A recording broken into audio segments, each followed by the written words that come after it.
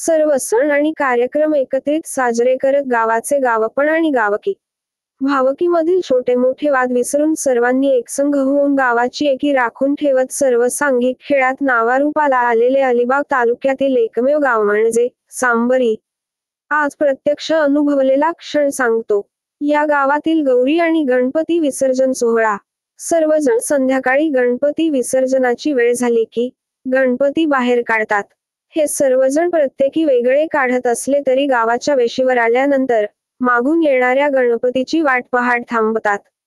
तसेच मागे राहिलेले गणपती आल्यानंतर सर्वांची सोबत मिरवणूक काढण्यात येते आणि ठराविक ठिकाणी गणपती लाईन मध्ये बसवून सर्वजण एकत्र येऊन भजन किंवा बाळा डान्स करतात।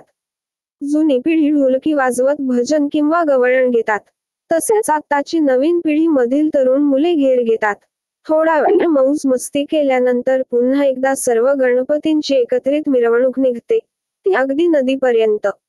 नदीवर गेल्यानंतर सर्वजण गणपती लाईन मध्ये बसवून प्रत्येकाची आपापल्या परीने गौरी आणि गणपती बाप्पांची मनोभावे पूजा झाल्यानंतर एकत्रित एका स्वरात आरती घेतात। नंतर गणपती विसर्जन झाल्यानंतर सर्वजण एकमेकांना प्रसाद वाटून एकत्रित माघारी परततात।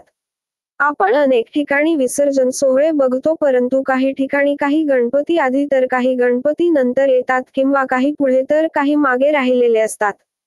परंतु या सर्वाला सांबरी गाव मात्र अपवाद आहे। इथे सर्व सण आणि कार्यक्रम एकत्रित होतात।